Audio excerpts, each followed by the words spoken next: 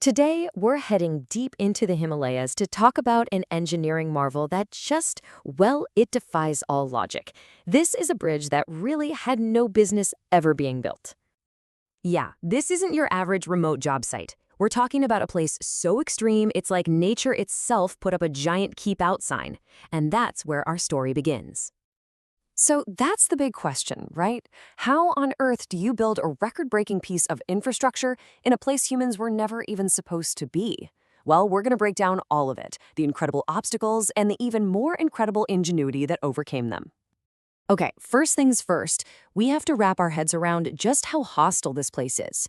This isn't just tricky terrain, it's an environment that was actively fighting them every step of the way. I mean, just the landscape itself was obstacle number one. You've got these insane, jagged cliffs that just plunge into deep, treacherous canyons. There's literally no flat ground, nothing stable to build on. And on top of all that, the whole area was completely cut off from, well, from everywhere. Any one of those things would normally kill a project before it even started. And that's really the heart of this story. By any logical measure, what they were trying to do here was a fantasy. The challenges were so immense, the whole idea of building anything here, let alone a massive steel bridge, it sounded completely nuts. So, as if the location wasn't enough, the engineers also had to go head-to-head with Mother Nature herself. You see, the landscape was just the stage. The real villains were the elements. They were facing a constant assault. I'm talking brutal temperature swings from scorching heat to freezing cold. Then you had these wild, ferocious winds. And, oh yeah, the ground itself was seismically active. It was like fighting a war on three fronts at once. So what about those crazy winds? Well, it's all because of something called the Venturi effect. Basically, the canyon acts like a giant wind tunnel. It squeezes the air, forcing it through that narrow gap, and that makes it speed up a lot. The result? These incredibly powerful, totally unpredictable gusts. And when I say it speeds up, I mean it. We're talking winds hitting 165 miles per hour. That's a Category 5 hurricane. Now just try to imagine. You're hundreds of meters up in the air, trying to move a massive piece of steel into place, and you've got that blowing at you. It's just terrifying. And if the wind and the earthquakes weren't enough, even the sun was out to get them. With those wild temperature swings, all that steel is constantly expanding and shrinking. And when your job is to line things up with millimeter precision, well, that kind of movement turns a tough job into an absolute nightmare. Okay, so we've got earthquakes, hurricane-force winds, extreme temperatures. You'd think one of those would have to be the biggest problem, right? Well, believe it or not, the single greatest challenge they faced was something way more fundamental. So after all that, the wind, the heat, the shaking ground, what do you think the number one problem was? The one thing that could have stopped the whole project cold? The answer was access. Before they could worry about the wind or the sun, before they could pour a single bag of concrete, they had to solve a very simple problem. How do you build a 30,000-ton bridge when you can't even get to the site? And this quote from David Mackenzie, one of the senior directors, just paints the perfect picture. He said, for the first trip up, they had to take a boat. It was actually faster to go by boat down the river than to even try walking on what they called mountain paths. That tells you everything you need to know about how isolated this place really was. But this is what we do, right? We solve problems.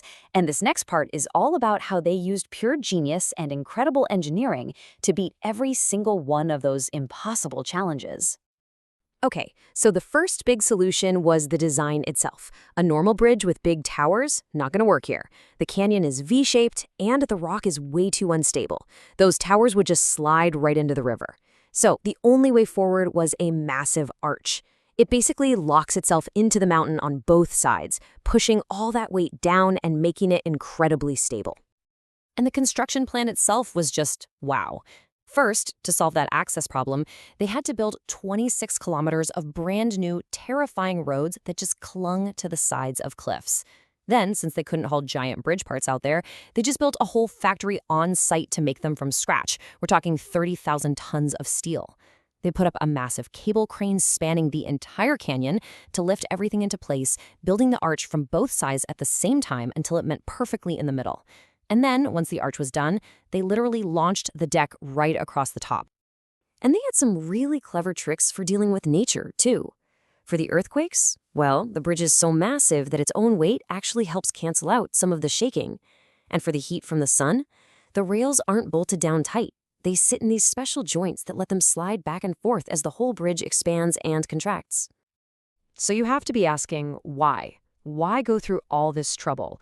Why spend 20 years and billions of dollars to build one bridge in such an insane location? Well, the answer is, it's not just about the bridge. You see, this bridge, as amazing as it is just one piece of a much, much bigger puzzle.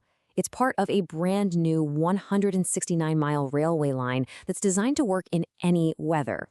And this whole project is just staggering. We're talking over 900 bridges and 36 tunnels, all to create a reliable connection from Jammu to the Kashmir Valley. Right now, the main way to get between these places is a highway that gets blocked by snow all the time, basically cutting the whole region off.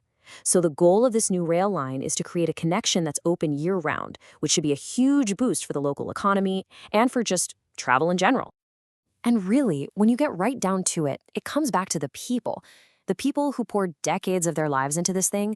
That same senior director, David Mackenzie, was on this project for 20 years. And when he talks about it, you can just feel the passion. This was so much more than just a job for them. It was about creating a legacy. So, yeah, after 2 decades of battling the elements, of facing down impossible logistics, and pushing the very limits of engineering, they did it. They took a place that screamed, "Stay away," and turned it into this breathtaking symbol of human willpower and innovation. A bridge that absolutely should not exist now does. It kind of makes you realize that maybe impossible is just a problem we haven't solved yet. And it really makes you wonder, if we can do this, what's next? What's the next impossible challenge we're going to decide to take on?